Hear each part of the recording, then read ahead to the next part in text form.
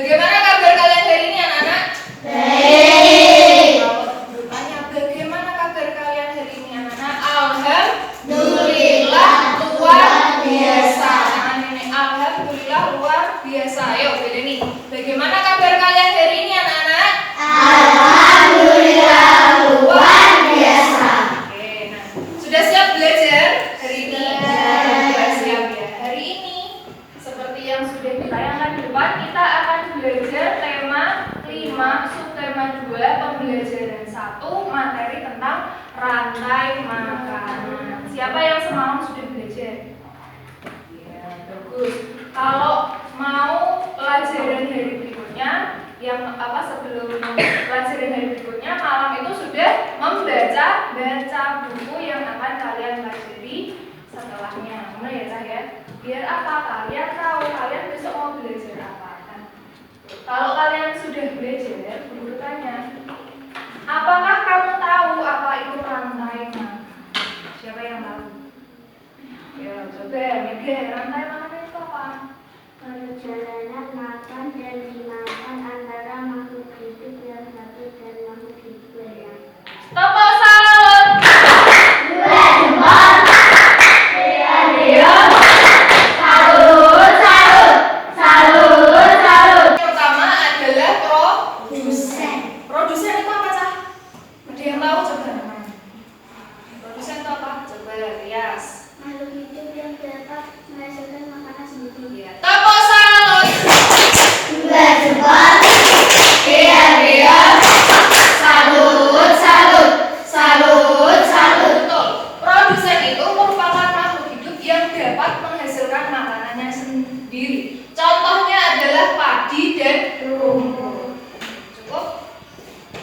Minta kalian berkelompok ya, nanti guru bagi menjadi beberapa kelompok dan kalian mengerjakan LKPD. LKPD-nya nanti ngapain? Kalian akan membuat yang namanya rantai makanan. Nanti ada beberapa komponen dalam rantai makanan, kalian susun. Nanti ada suatu ekosistem ya, misalnya ekosistem sawah. Nah di sawah itu rantai makanannya bagaimana? Nanti kalian menyusunnya secara berkelompok. Paham? Ada yang mau ditanyakan? Oke, cukup deh.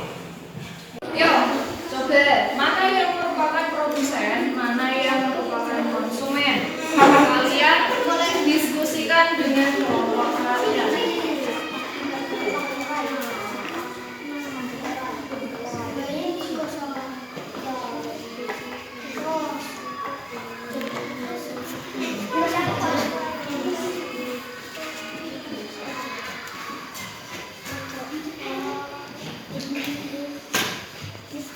Bisa?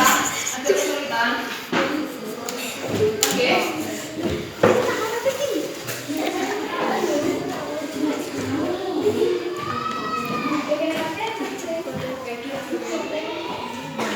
Saya akan menyampaikan hasil diskusi kelompok kami.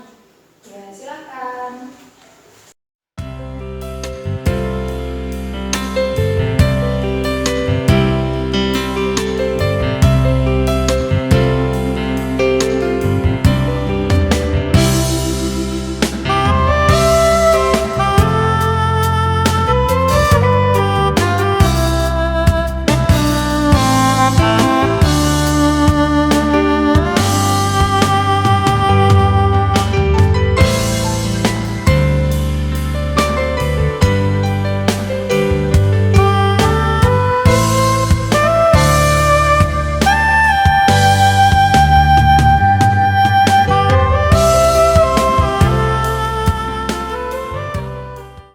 Warahmatullahi wabarakatuh.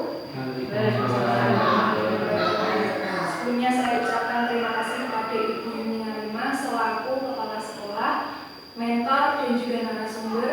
Kemudian kepada Ibu Bapak Guru SD Negeri Bendungan yang telah bersedia hadir pada acara seminar laporan orientasi instansi pemerintah bagi PPPK Dinas Pendidikan dan Kebudayaan Kepemudaan dan Olahraga Kabupaten Semarang pada SD Negeri Bendungan Kecamatan Magelang tahun 2022.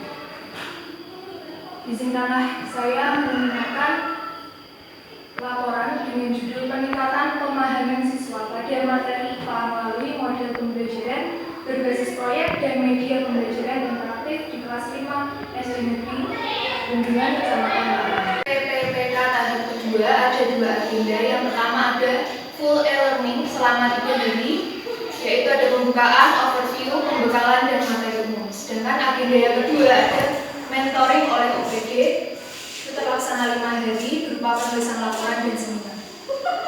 Pada agenda full e-learning, materi umum itu ada 4 materi. Yang pertama ada visi, misi, dan kebijakan pemerintah Kabupaten Semarang. Kedua, manajemen kepegawaian dan penilaian kinerja PPPK.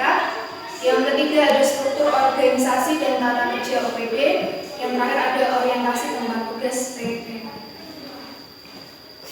Berikut ini merupakan visi dari pemerintahan Kabupaten Semarang, yaitu ada bersatu, berdaulat, berkepribadian, sejahtera, dan mandiri atau disingkat berdikari dengan semangat gotong royong berdasarkan Pancasila dalam bingkai negara kesatuan Republik Indonesia yang berbhinneka tunggal ika.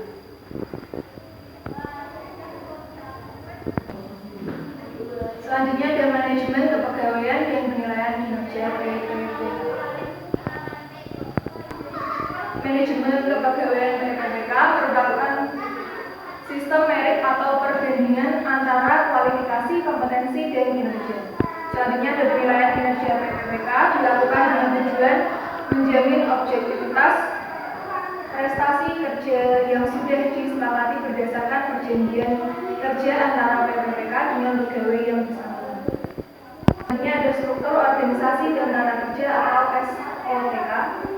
Berikut ini merupakan badan susunan organisasi sekretariat daerah kota atau pemerintahan Kabupaten Semarang. Yang pertama ada bupati dan wakil bupati. Berikutnya ada orientasi tempat tugas PPPK. Visi dan misi OPD mengacu pada visi dan misi Bupati Semarang, sedangkan misinya mengacu pada misi pertama dan ketujuh Bupati Semarang. Lanjut. Berikut ini merupakan susunan organisasi Dinas Pendidikan, Kebudayaan, Kepemudaan, dan Olahraga tipe A, yaitu ada kepala, kemudian pegawai sekretaris. Ada rencana kerja PPPK. Yang pertama ada rencana kerja tahunan. Rencana kerja tahunan pada unit kerja SD Bendungan Kecamatan Lampung terdapat beberapa identifikasi isu. Yang pertama, kurangnya pemahaman siswa terhadap materi yang terdapat pada buku siswa. Kemudian yang kedua adalah kurangnya media pembelajaran yang menarik bagi siswa di SD Negeri. Kemudian isu yang saya angkat adalah kurangnya pemahaman siswa terhadap materi yang terdapat pada buku siswa. Gagasan yang saya angkat merupakan peningkatan pemahaman siswa pada materi IPA melalui model pembelajaran berbasis proyek dan media pembelajaran interaktif di kelas 5 SD Bendungan Kecamatan Lampung. Berikut ini merupakan rencana kerja tahunan saya. Yang pertama, selama 5 hari ini, kegiatan pertama saya membuat rencana pelaksanaan pembelajaran atau RPP. Tahapan kegiatannya yang pertama membuat rencana pelaksanaan pembelajaran atau RPP, kemudian melakukan koordinasi dengan mentor tentang rencana pelaksanaan pembelajaran. Ketiga, meminta persetujuan dan bimbingan kepada kepala sekolah selaku mentor dan narasumber tentang pelaksanaan dan mencetak rencana pelaksanaan pembelajaran atau RPP. Kemudian output atau hasil yang saya dapatkan adalah terciptanya rencana pelaksanaan pembelajaran atau RPP. Kedua, ditemukannya metode pembelajaran yang sesuai dengan isu yang diangkat. Ketiga, ditemukannya media pembelajaran yang sesuai dengan isu yang diangkat.